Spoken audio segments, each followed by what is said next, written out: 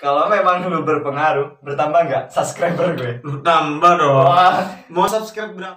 Oke, welcome back to my channel, Absahuri Channel. Assalamualaikum warahmatullahi wabarakatuh. Alhamdulillah pada kesempatan kali ini gue kembali lagi.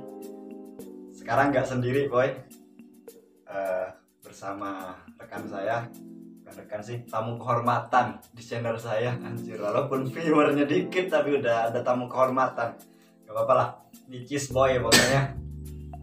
Nah, sekarang saya akan bincang-bincang sama sosok pemuda inspiratif, pemuda dari desa tapi karirnya luar biasa. Dia sekarang di cabang Ibnu Bangkalan ya. Udah di cabang Ibnu Bangkalan di Jangan gitulah. malu-malu tapi mau anjay. Wapres di kampus keren. Terus pengurus KNPI, pengurus apa lagi lu? Semuanya mau diurusin anjir. Jangan bilang ngurus tante-tante. Enggak. Kalau yang tante sudah ada sampai. Siap. Oke, Mas Ketua, Mas siapa ini? Mas Sekum Mas atau Mas Wapres? Abdul Mukmin. Oh, Mas Mo ya. Abdul Mukmin. Ya, teman-teman, saya akrab manggil beliau ini dengan sebutan Mas Mo. Juga keren orangnya. Jadi dia itu Masih kerenan founder literasi, Oh, merdeka enggak. literasi kok. ini Ah, ya gitulah. Ini di channel pribadi, bukan di channelnya kreasi. loh, nanti kan ini juga ada feedback Oh, tersendiri. siap. Dimanapun founder berkarir, feedbacknya adalah latar belakang itu. Siap, tapi kan you CEO founder anjir. Leh, Oke, sekarang gini. Apa ya? Lu kan dari desa, desa ya kan? desa. Di mana sih rumahnya? Alas kokon. Tahu alas kokon nggak? Alas Kokon ya. Alas kokon, bukan alas sokon. Oh iya. Tapi ada nyambungnya juga ke sokon. Nanti kalau mau buat konten tentang sejarah desa saya, Oh, boleh. Kokonnya tuh yang Kawan-kawan menarik. lagi. Saya. Iya. Sama alasnya tuh. alasnya tuh rimbun banget nanti. Jambut lah, Kayak tebah. jambut lah gitu. Jadi dari Alas Kokon tuh mana? Modung. Modung bagian ujung barat. Jadi Modung itu kan letaknya letak geografis itu kan Lumajang. Saya bagian baratnya. Oh, Modung Barat. Ya, panjang banget. Gitu. Modung 3 tepatnya. Desa berarti, Desa Alas Kokon. bukan kelurahan. Bukan. Tapi kerennya lo itu apa ya? Anak desa tapi bisa kuliah sampai jadi pengurus di kabupaten. Gimana sih ceritanya kok bisa kuliah?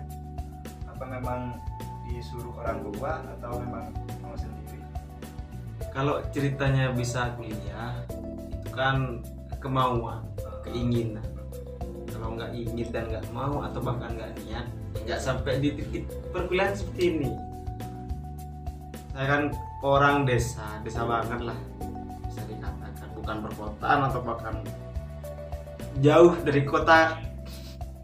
Kadang kan teman-teman kalau hidup di kecamatan kayak Galis contohnya, hidup di kecamatan Galis, ada di desa Galisnya itu kan menobatkan dirinya sebagai orang kota. Kota Galisnya dekat pasar, dekat masjid, dekat kampus, ini kan kota banget. Nah saya jauh dari pasar, dari kecamatan, dari jauh Polsek. Jadi mana mau kelihatan kota, mau dong polsek sama kecamatannya beda jauh. Jangan gitu, nanti disomasi ya. Siap. Channelnya disomasi. Jadi Sorry, Polsek. bisa dikatakan ya desa saya paling barat dan jauh dari peradaban perkotaan di Modung istilahnya. Kalau ke Bangkalan kan dekat. Iya sih. Sama Galis juga dekat. Saya kuliah tuh penuh perjuangan mas founder. Joko. Manggil apa mas apa mbak? Panggil Ca aja deh. Cak founder sedikit. Bukan Cica, boy. Perjuangan sebelum kuliah itu saya sempat kerja sekitar 5 bulanan lah. Berarti lulus SMA kerja 5 bulan. Gak bertanggung. Uniknya di situ, ketika kelas 3 SMK yang ditanya ingin kuliah itu hanya saya memang. Lu SMK? Saya SMK. Sama anjir, gua TKJ, lu apa? Gue tanya audio video dong. Oh siap, SMK bro. Jadi yang ditanya satu kelas jumlahnya 34. Iya kalau nggak salah. Dikit banget. Kalau nggak salah. Oh, iya. Kalau salah kan enggak. Jadi dari seluruh teman kelas saya yang ngacung ketika ditanya oleh guru untuk kuliah apa enggak, itu hanya saya. Anehnya ketika lulus tentang waktu sebulan atau 2 bulan dari kelulusan, malah saya kerja duluan kan itu. Saya kerja sama teman saya dan di semua angkatan hanya saya. Maksudnya saya angkatan pertama yang kerja di angkatan saya tuh. Kerja apa dulu? Saya tuh sempat jadi cleaning service sempat, dan sempat sebelum itu kerja di bantu kerja jual sate di Jakarta. Dan itu pengalaman yang sangat indah. Kira sampai bertahun-tahun kerja. Enggak, saya memang angan-angan dan keinginan memang tetap ingin kuliah. Jadi meskipun kerja, pikiran saya tetap kapan saya bisa kuliah.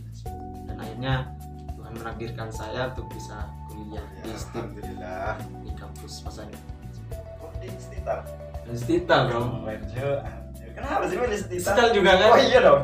Yang sekarang Stital punya kan? Anjir, gue gak lulus sendirian dari berbagai satu angkatan. Iya. Ya alhamdulillah saya bisa kuliah di Stital Stit Alibro ini bang. Bukan karena murah kan dari Stital? Bukan. Menariknya seperti ini. Saya tuh tahu Stital sejak saya memang masih bergelut di organisasi ketika bangku sekolah. Ya ada salah satu senior saya membawa virus-virus Stital itu. Bahwa Stital ini adalah kampus masa depan, kampus tempatnya para aktivis gitu. Seperti itu. Jangan bilang ngalem karena wapres. Saya Tardana gak cair. saya kan harus seperti itu sebagai Oh, siap, seorang siap. yang bergelut di organisasi di kampus. Oh, siap. Mantap. Iya. Seperti itu. Terus lu kuliah di Stital. Ngapain aja kok bisa jadi wapres? Tahu saya. Udah. Antara wapres sama sekretaris IPNO ini duluan mana? Dulu sekretaris. Oh, duluan sekretaris. Memang udah keren ya. Pantas jadi wapres. Saya sejak kelas 2 SMK, ya kelas 2 SMK sudah aktif di PAC namanya, di kecamatannya. Terus kelas 3 lulus saya sudah di cabang sebenarnya. Cuma di posisi bagian departemen, Biro-biro gitu ya. biro-biro bagian sebagai berikutnya gitu. Bagian tukang kerjanya lah. Sampai tahun 2019 2021 periode sekarang ini saya terhitung sejak semester berapa ya? 3 semester 3 4 saya dinobatkan lah, diberi amanah sebagai sekretaris. Kalau IPNO itu kalau pengurus cabangnya gimana sih? Pengurus OSIS sebangkalan atau gimana? Udah, ini persepsi memang. Ini kita bahas IPNO atau bahas yuk hadir. bahasa ya.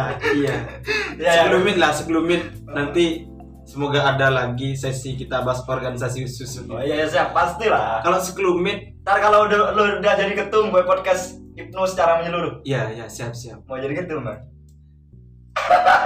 Dengerin nih anak PAC. Jangan bahas itulah. Oh iya siap. Nanti kan ada segmen khusus. Oh siap. Oke. Jadi IPNO itu meskipun singkatannya adalah Ikatan Pelajar Nahdlatul Ulama, jenjang kepengurusan itu memiliki kriteria masing-masing. Artinya jenjangnya ini per jenjang memang diatur kriterianya. Kalau secara keseluruhan kriteria umur ataupun pengurus kader ataupun anggota ini mulai dari kalau tidak salah nanti kita cross check bareng, mulai dari umur 17 tahun sampai 27 tahun.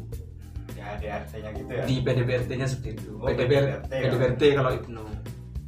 Jadi jangan berasumsi bahwa kalau ikatan pelajar isinya pelajar semua, enggak. Ya kan mahasiswa dunia kan PPI pelajar Indonesia kan. Iya makanya ada juga yang ada mahasiswanya tapi kan sudah sarjana masih ngurus itu kan juga sama. Ya, sama kan. Ya, sama-sama. Artinya bukan hanya berhenti pada singkatannya itu, Oke. tapi pada esensi yang kita urus. Siap. Kalau lu jadi wapres, ya ngapain?